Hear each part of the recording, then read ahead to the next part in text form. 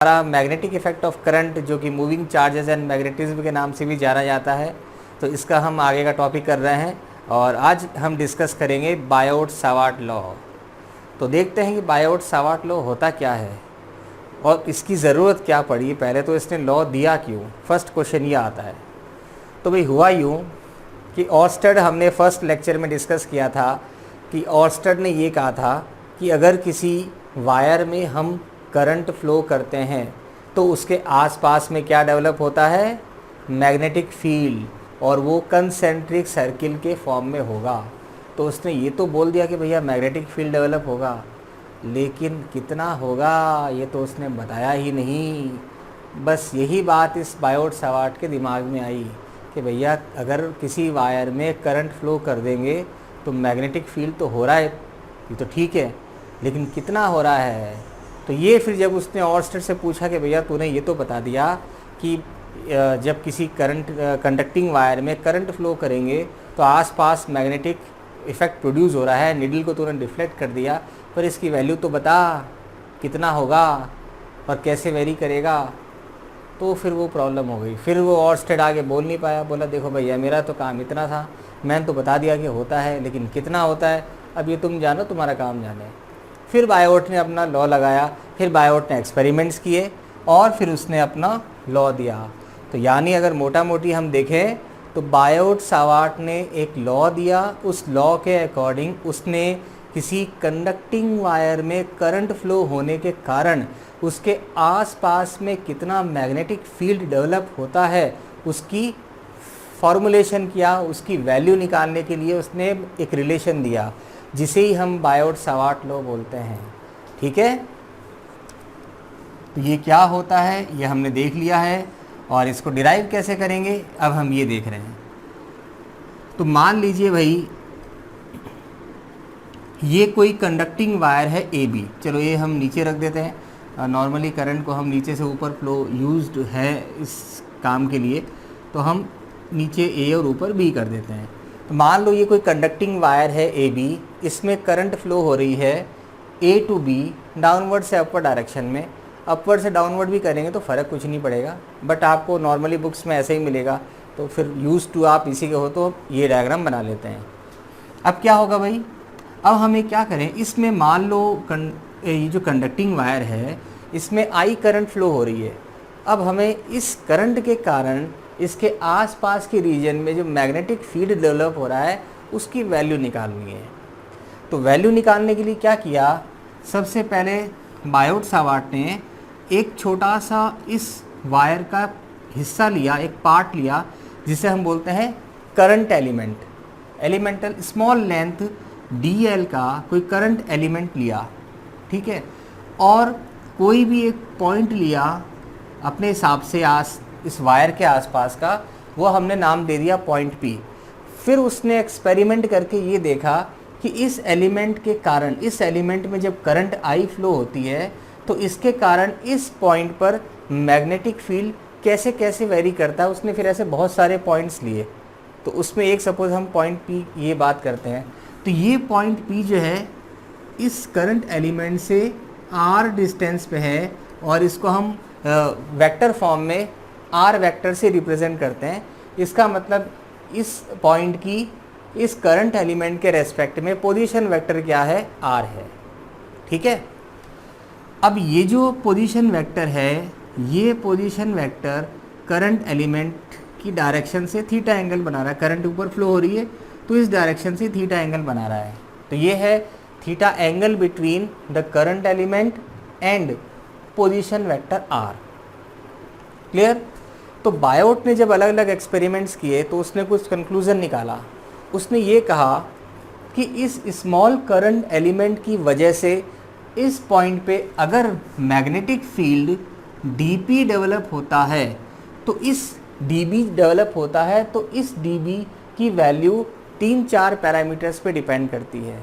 ठीक है, तो ये dB क्या है, ये है इस स्मॉल एलिमेंट के कारण इस पॉइंट, किसी भी पॉइंट, क्योंकि एक आर्बिट्ररी पॉइंट है, R हमने कोई फिक्स नहीं की है, थीटा फिक्स नहीं किया है, तो ये कोई भी पॉइंट हो सकता है। R की वैल्यू कुछ भी हो सकती है, थीटा की वैल्यू कुछ भी हो सकती है।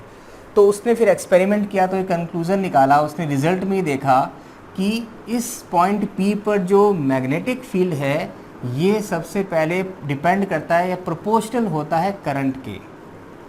करंट डबल कर दी तो इस पॉइंट पे मैग्नेटिक फील्ड डबल हो गया, करंट ट्रिपल कर दी तो मैग्नेटिक फील्ड ट्रिपल हो गया। इसका मतलब मैग्नेटिक फील्ड जो है वो करंट पे डिपेंड कर रहा है, पहली चीज़ ये। दूसरा, ये मैग्नेटिक फील्ड डिपेंड कर रहा है इस लेंथ एलिमेंट पर, इस एलिमेंट की लेंथ पे, लेंथ के भी डायरेक्टली प्रोपोर्शनल हो रहा है। अगर ये लेंथ डबल हो गई तो मैग्नेटिक फील्ड डबल हो गया, लेंथ हाफ हो गई तो मैग्नेटिक फील्ड भी हाफ हो गया। तो उसने देखा कि जो ये मैग्नेटिक फील्ड है पॉइंट P पर, ये किस पे डिपेंड कर रहा है, ये इस करंट एलिमेंट की लेंथ के भी डायरेक्टली प्रोपोर्शनल है। तो दूसरा काम भी हो गया। फिर देखा कि और क्या क्या वेरिएबल है, क्या हम चेंज कर सकते हैं, क्या पैरामीटर्स हमारे हाथ में हैं। तो फिर पैरामीटर्स निकलता है एक थीटा, क्योंकि अगर आप इसकी पोजीशन चेंज कर दोगे, यहाँ से यहाँ ले आओगे, यहाँ से यहाँ ले आओगे, तो आप इसको जब ज्वाइन करोगे इस पोजीशन वेक्टर से तो इसकी एंगुलर पोजीशन भी चेंज हो रही है। ये रेडियस वेक्टर अलग अलग पोजीशन पे इस करंट एलिमेंट से अलग अलग एंगल बनाएगा।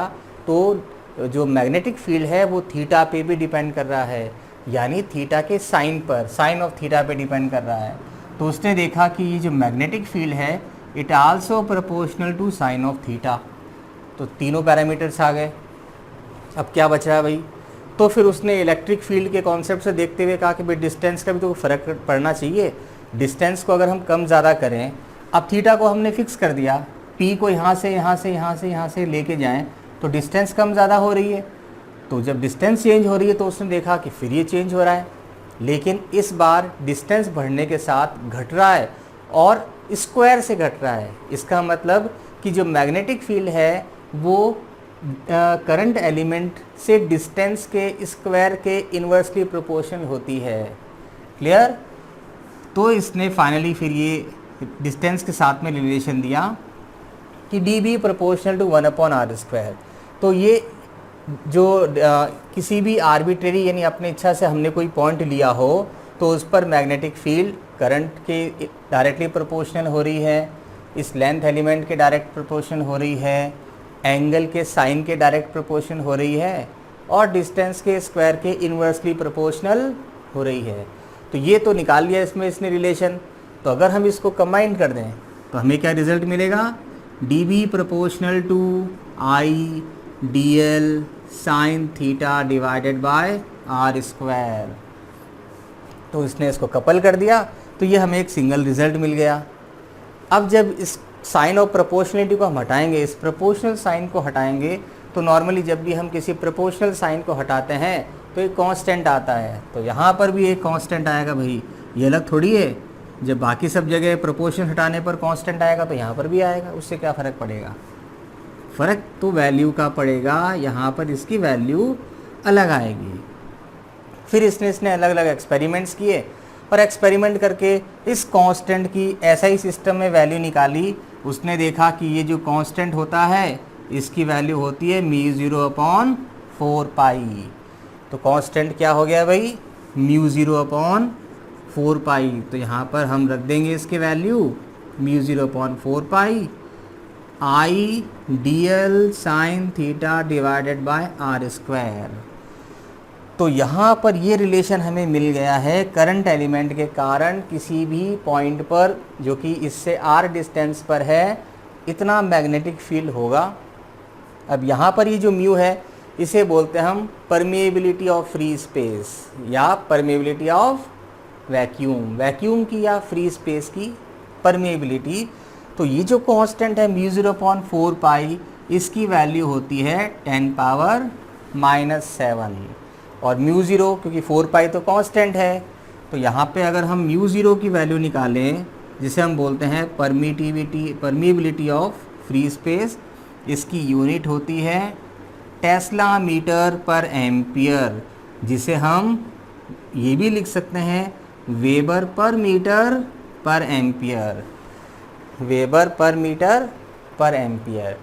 तो ये है परमिएबिलिटी ऑफ फ्री स्पेस, इसकी वैल्यू होगी 4π × 10⁻⁷ टेस्ला मीटर पर एम्पियर या वेबर पर मीटर पर एम्पियर। ठीक है। तो ये तो इसका काम हो गया भाई इस करंट एलिमेंट के कारण। अब वो कहे भैया पहले चलो इसको हम वेक्टर फॉर्म में लिख देते हैं, फिर पूरी लेंथ पर आएंगे। तो इसका वेक्टर फॉर्म की जब बारी आती है तो ये देखा गया कि इसमें पहले उसने सोचा कि वेक्टर क्वांटिटी कौन कौन सी है। अगर हम यहाँ पर देखें तो म्यू0 तो एक कांस्टेंट है जो कि परमिबिलिटी होती है। आई क्या है, करंट है, current is not a vector. dl जो है लेंथ एलिमेंट है, इसको हम वेक्टर फॉर्म में ले सकते हैं। तो dl आपका लेंथ एलिमेंट है, ये वेक्टर फॉर्म में हो सकता है। तो एक तो ये हो गया। दूसरा तो कोई ऊपर है ही नहीं, यहाँ पर साइन थीटा है। तो अब क्या करें, तो अगर इसको हम a वेक्टर मान ले तो a साइन थीटा हो गया, इसका मैग्नीट्यूड a है, तो इसका मैग्नीट्यूड dl वेक्टर का dl है। तो dl इंटू साइन थीटा। अब साथ में क्या करें, तो साथ में कहीं से हमें ये r और मिल जाए तो हम ए बी साइन थीटा को a क्रॉस b लिख सकते हैं। तो फिर उसने क्या किया, r से मल्टीप्लाई किया, r से डिवाइड किया। तो वेक्टर फॉर्म में लाने के लिए इतनी सारी कहानी बीच में करनी पड़ गई। तो आई तो उसने छोड़ दिया, dl है ये r sign theta divided bye नीचे r से जब मल्टीप्लाई किया, r से डिवाइड किया तो नीचे r क्यूब बन जाएगा, क्योंकि यहाँ पे r स्क्वायर रखा हुआ था। अब वेक्टर फॉर्म में जब रखने की बारी आती है तो इसको तो हम अलग से कर लेते हैं, म्यू0 आई अपॉन 4 अब ये आपका है ए बी साइन थीटा, इसको हम लिख सकते हैं a क्रॉस b, यानी या तो dl क्रॉस r वेक्टर या r क्रॉस dl वेक्टर। अब dl क्रॉस r सही होगा कि r क्रॉस dl सही होगा, इसके लिए फिर वापस वो ऑर्स्टेड के पास में गया। तो भाई ऑर्स्टेड ने बोला मैंने तो अपना रूल दे रखा है, बता रखा है भैया कि डायरेक्शन, अगर कोई कंडक्टिंग वायर है इसमें हमने करंट फ्लो कर दी तो उसमें मैग्नेटिक फील्ड की डायरेक्शन राइट हैंड रूल से निकाल सकते हैं। तो भैया निकाल ले, निकाल के चेक कर ले। तो उसने कहा बात तो सही है। तो उसने फिर ये देखा कि अगर करंट इस डायरेक्शन में फ्लो हो रहा है तो हमने क्या किया, थंब को करंट की डायरेक्शन में रख दिया और फिंगर को टर्न किया। तो फिंगर को जब टर्न किया तो इस पॉइंट पे मैग्नेटिक फील्ड इस प्लेन के परपेंडिकुलर अंदर की ओर आना चाहिए। तो अंदर की ओर आने का मतलब क्या हुआ कि यहाँ पर सिंबल क्रॉस का होगा। समझ गए ना, राइट हैंड थंब रूल यही है कि राइट हैंड की थंब को हम करंट की डायरेक्शन में रखेंगे, फिर फिंगर को टर्न करेंगे। तो फिंगर टर्न करने पर फिंगर की जो डायरेक्शन है टर्न होने की, वही मैग्नेटिक फील्ड की डायरेक्शन है। यही रूल दिया था, फिर उसमें हमने स्टार्टिंग में लेक्चर नंबर 1 में भी किया था। तो इसका मतलब ये तो पता हो गया, कंफर्म हो गया कि इस पॉइंट पर मैग्नेटिक फील्ड प्लेन के परपेंडिकुलर अंदर की ओर ही है। ठीक है, अब ये देखना है कि ये अंदर की ओर डायरेक्शन dl क्रॉस r से आती है कि r क्रॉस dl से आती है। अब हम सपोज dl क्रॉस r करें, ठीक है, हम क्या करें, dl क्रॉस r करें। तो dl क्रॉस r अगर आप राइट हैंड से देखोगे तो dl यानी dl से r की साइड में फिंगर्स को टर्न करो तो थंब की डायरेक्शन क्या होगी, dl क्रॉस r की डायरेक्शन होगी जो कि अंदर की ओर है। तो इस पॉइंट पे मैग्नेटिक फील्ड अंदर की ओर आ रही है, यानी dl क्रॉस r सही है। अब r क्रॉस dl करोगे तो फिर क्या होगा, प्लेन के परपेंडिकुलर बाहर की ओर होगी, वो आपकी साइड होगी। तो वो तो हो नहीं सकता क्योंकि यहाँ तो क्रॉस आ रहा है। क्रॉस का मतलब होता है कि प्लेन के परपेंडिकुलर अंदर की साइड है। तो इसका मतलब ये भी बिल्कुल मामला क्लियर हो गया है कि ये dl क्रॉस r होगा, r क्रॉस dl नहीं होगा। तो डिवाइडेड बाय क्या हो गया है, r क्यूब। तो ये इसका वेक्टर फॉर्म हो गया है मैग्नेटिक फील्ड का। तो यानी इस एलिमेंट के कारण किसी भी पॉइंट P पर जो मैग्नेटिक फील्ड है वो हम वेक्टर फॉर्म में इस इक्वेशन से लिख सकते हैं। इससे हम क्या कर सकते हैं, रिप्रेजेंट कर सकते हैं। तो ये तो हो गया बात इसकी कि स्मॉल एलिमेंट के कारण। अब बारी आती है कि यार पूरी लेंथ के कारण क्या होगा। तो पूरी लेंथ के कारण निकालना है तो सीधी सी बात है, हम इसका इंटीग्रेशन कर देंगे। क्लियर। तो अगर आपको कंप्लीट लेंथ, कंप्लीट वायर के लिए निकालना है तो टोटल मैग्नेटिक फील्ड हमें मिल जाएगा इसके इंटीग्रेशन करने से। तो इंटीग्रेशन हमने कर दिया, तो इंटीग्रेशन में क्या होगा भाई, μ0/4 तो कांस्टेंट है, ये बाहर रहेगा और ये अंदर ही रह जाएगा, इसका इंटीग्रेशन होगा।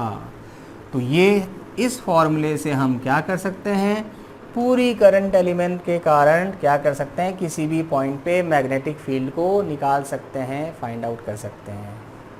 ठीक है, तो ये एक बात हो गई। अब दूसरी बात करते हैं कि ये तो टोटल है, जब हम नेक्स्ट टॉपिक में करेंगे, जब हम पूरे वायर के कारण में अलग अलग डिफरेंट पोजीशंस पे मैग्नेटिक फील्ड निकालेंगे। तो अभी हम वापस इसी एलिमेंट की बात करते हैं, अभी इसी एलिमेंट पे आते हैं। तो ये जो मैग्नेटिक फील्ड है, ये सपोज़ अब इसमें कुछ केसेस बनते हैं, चलो केस ही देख लेते हैं पहले अपन। केस ए कि अगर ये पॉइंट इस वायर की एक्सिस पर ही होगा तो क्या होगा, अगर ये पॉइंट वायर की एक्सिस पे होगा तो उस कंडीशन में थीटा क्या होगा, 0 डिग्री होगा। It means when point is on axis of wire, ठीक है, इसका मतलब theta is equal to 0 degree और 180 डिग्री। अगर डायरेक्शन में है तो कितना होगा, 0, डायरेक्शन के अपोजिट में यहाँ कहीं है तो 180 डिग्री। तो यानी ये पॉइंट इस वायर के पैरेलल या एंटी पैरेलल हुआ तो साइन थीटा की वैल्यू 0 होगी और उस कंडीशन में dB की वैल्यू क्या हो जाएगी, 0 होगी। यानी वायर के एक्सिस पे मैग्नेटिक फील्ड क्या होता है, 0 होता है। वायर के एक्सिस पे मैग्नेटिक फील्ड होता ही नहीं है। क्लियर। दूसरी चीज़ ये, हाँ अब देखिए डिस्टेंस, यहाँ पे हम देखें तो यहाँ पे डिस्टेंस के साथ में क्या है, मैग्नेटिक फील्ड कम होता चला जा रहा है। तो जब डिस्टेंस आपकी इनफाइनाइट हो गई है तो ये तो आर, तो आर इससे कट ही जाएगा, ये तो हमने लिया था आर, तो बेसिक इक्वेशन तो यही है। तो यहाँ पे आर अगर इनफाइनाइट है तो भी 1/∞ 0। तो केस 2 बन गया कि at r is equal to infinite, infinite distance पे मैग्नेटिक फील्ड क्या होगा, फिर 0 हो जाएगा। तो मैग्नेटिक फील्ड वायर के एक्सिस पे भी 0 होता है और इनफाइनाइट पे भी 0 होता है। तो मैक्सिमम कहाँ होता है, मैक्सिमम की अगर बात, तो मैक्सिमम कहाँ होगा, मैक्सिमम होगा जब थीटा की वैल्यू 90 डिग्री हो। यानी अगर वो पॉइंट इस लेंथ एलिमेंट के परपेंडिकुलर होगा तो उस कंडीशन में क्या होगा, मैग्नेटिक फील्ड मैक्सिमम होगा। मैक्सिमम किस पॉइंट पे होता है, when theta is equal to 0, when current element is perpendicular to the point. तो ये केस 3 बन गया हमारा। तो केस 3 का मतलब when theta is equal to 90 degree then magnetic field become maximum magnetic field हो जाएगा उस गिवन कंडीशन में, और इसकी वैल्यू होगी μ0 I divided by 4 pi into I d l upon r. आई तो हमने ले लिया है, तो ये हो जाएगा आपका dl divided by r square, क्योंकि साइन थीटा की वैल्यू क्या है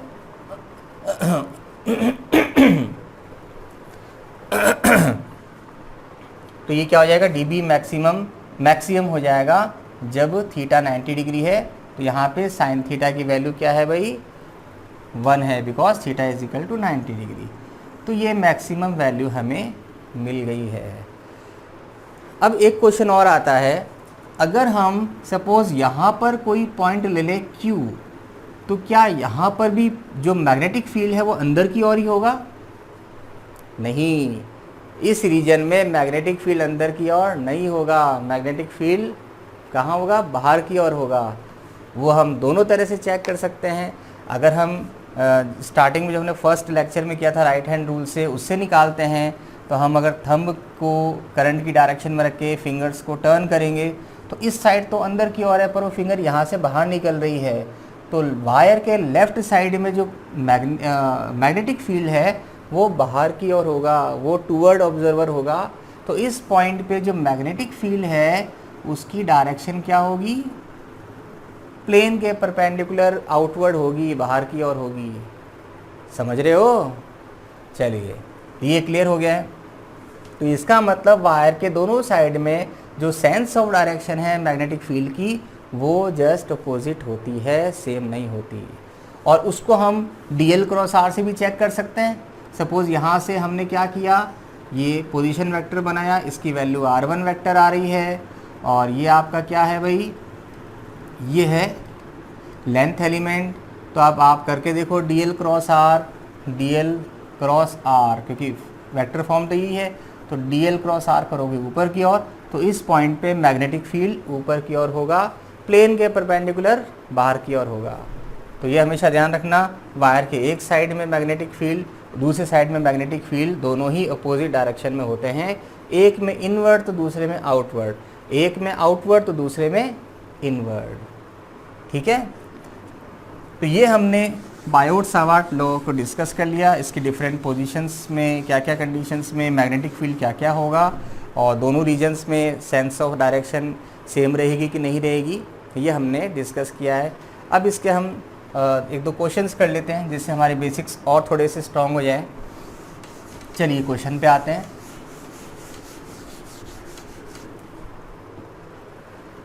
तो फर्स्ट क्वेश्चन देखते हैं।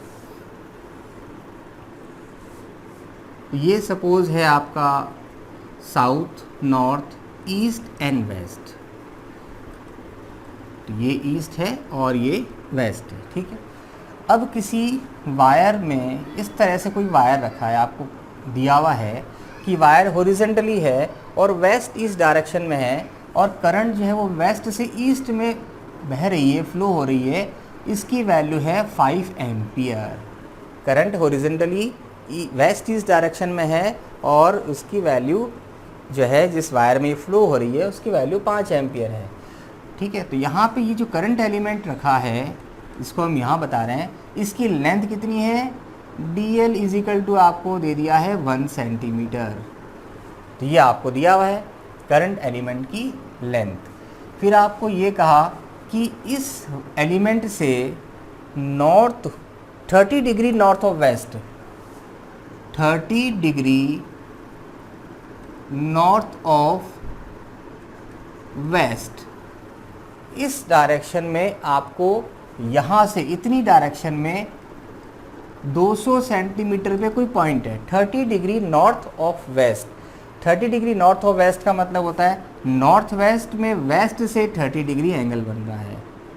30 डिग्री नॉर्थ ऑफ वेस्ट, तो एंगल किससे आएगा, वेस्ट से। तो नॉर्थ वेस्ट में वेस्ट से 30 डिग्री एंगल बन रहा है, और करंट वेस्ट से ईस्ट में जा रही है, करंट इधर जा रही है, और ये पॉइंट कहाँ है, यहाँ है। तो ये पॉइंट आ रहा है यहाँ पे। तो आपको इस पॉइंट पे क्या करना है, मैग्नेटिक फील्ड को फाइंड आउट करना है एट पॉइंट P। ये R आपको डिस्टेंस दे रखी है, R इज इक्वल टू कितना है, 200 सेंटीमीटर है।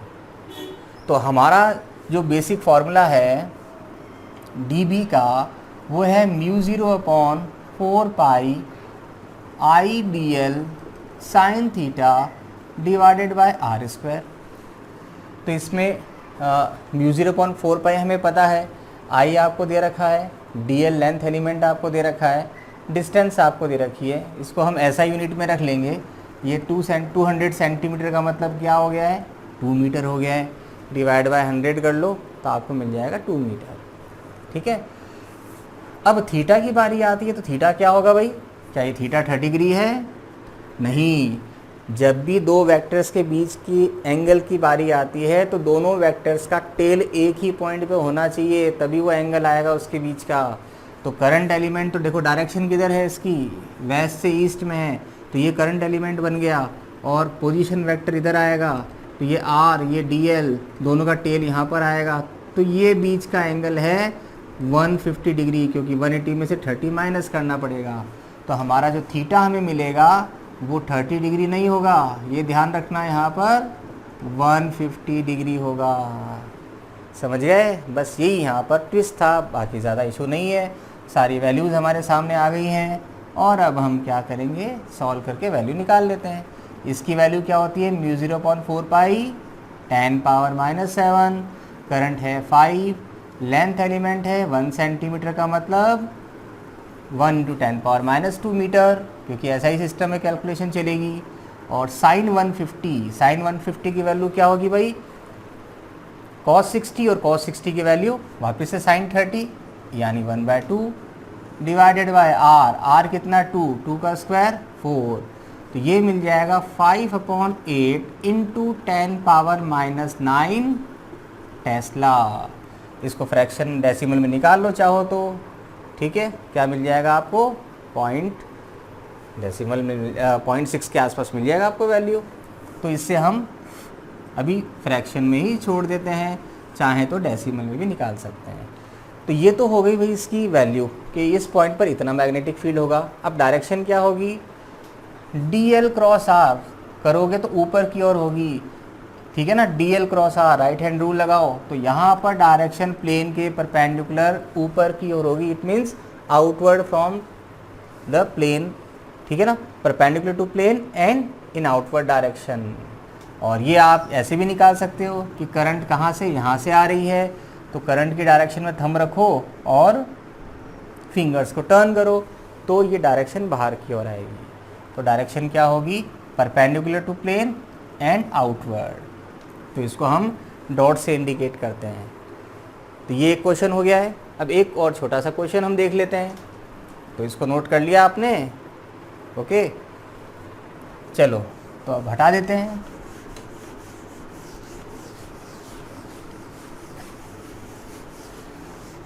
अब नेक्स्ट क्वेश्चन में थोड़ा सा, क्योंकि ये हमने स्केलर फॉर्म में कर लिया है, तो अगला जो क्वेश्चन 2 है उसको थोड़ा वेक्टर फॉर्म में कर लेते हैं। सपोज़ आपको कहा है कि कोई करंट एलिमेंट है जिसकी लेंथ 2 सेंटीमीटर है, ये कहाँ है, अलोंग वाई एक्सिस है, ये वाई एक्सिस के अलोंग ओरिजिन से रखा है और वाई एक्सिस के अलोंग इसकी डायरेक्शन है, ये आपको दे रखी है। इसमें जो करंट है वो 3 एम्पियर की फ्लो हो रही है।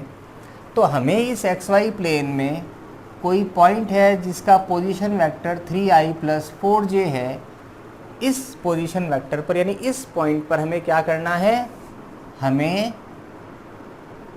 निकालना है मैग्नेटिक फील्ड और उसकी डायरेक्शन। तो कैसे निकालेंगे,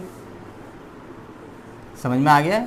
आपको दे रखा है कि एक करंट एलिमेंट है, एक कंडक्टिंग वायर का एक छोटा सा एलिमेंट है जिसकी लेंथ 2 सेंटीमीटर है, ये वाई एक्सिस के अलाउंग रखी है और इसमें करंट फ्लो हो रही है 3 एम्पियर की।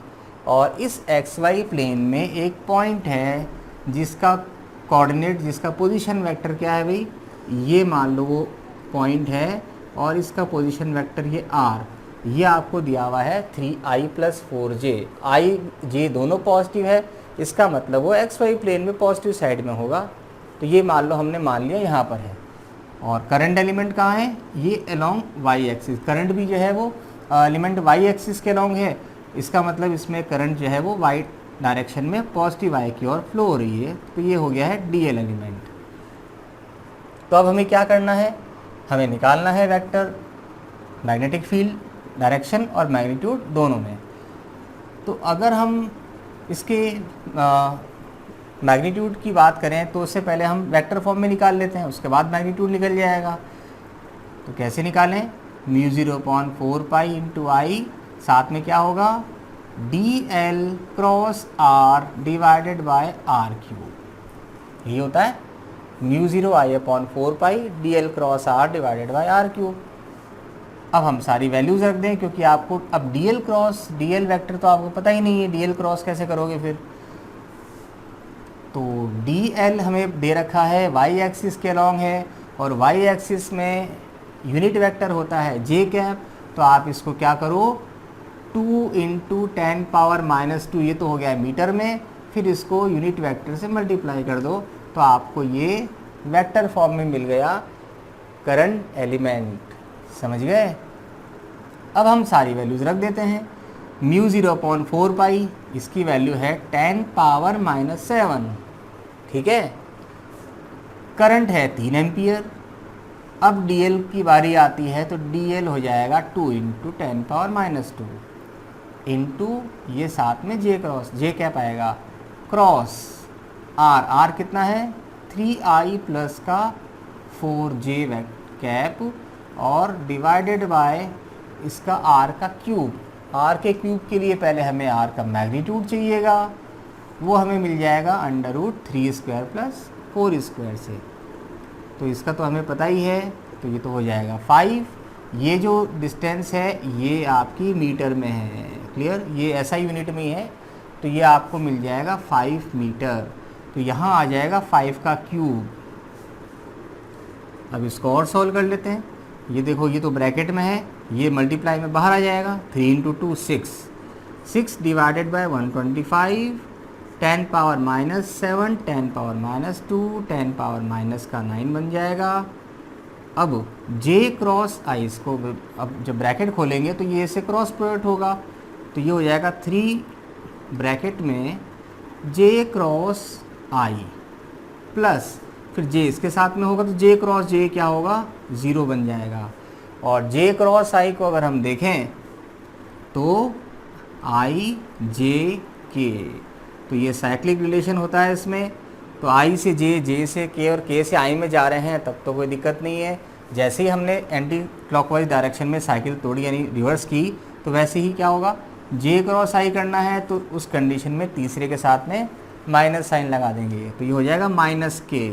तो आंसर मिल जाएगा आपको 6 into 3 18 divided by 125 into 10 power minus 9, और ये बन जाएगा माइनस k। इसका मतलब ये तो इसका हो गया मैग्नीट्यूड। मैग्नीट्यूड किस में होगा, टेस्ला में, और डायरेक्शन क्या होगी, माइनस z की ओर, क्योंकि ये x है ये y है तो ये z होगा। ठीक है भाई, ये z होगा और अंदर की ओर होगा माइनस z, क्योंकि माइनस k का मतलब माइनस z डायरेक्शन में है। और आप वैसे भी इसकी डायरेक्शन निकाल सकते हो कि इस पॉइंट पे कैसी होगी। आप dl क्रॉस r से निकालोगे तो भी थंब अंदर की ओर जा रहा है, और अगर वायर में करंट ऊपर की ओर फ्लो हो रही है और वायर के अलावा थंब रख के आप राइट हैंड रूल से निकालोगे तो भी अंदर की ओर होगा। तो आपको जो चाहे रूल लगा दो, इस पॉइंट पे जो मैग्नेटिक फील्ड की डायरेक्शन है वो अंदर की ओर होने का मतलब क्या होगा भाई, आपको टेल नज़र आएगा तो वो क्रॉस होगी। ठीक है, तो ये हमने स्केलर फॉर्म पर बेस्ड एक क्वेश्चन कर लिया और वेक्टर फॉर्म पर बेस्ड भी एक क्वेश्चन कर लिया है। क्लियर? तो आज हमने ये बायो सावर्ट लॉ कंप्लीट कर दिया है, तो मुझे नहीं लगता कि इसमें आपको कोई डाउट रहना चाहिए, और मन लगा के आप पढ़ाई करोगे और इसके कंसेप्ट को और मजबूत करोगे। तो अगले लेक्चर के साथ फिर नए टॉपिक के साथ हम मिलेंगे, तब तक अपना ध्यान रखिए और पढ़ाई करिए। Thank you.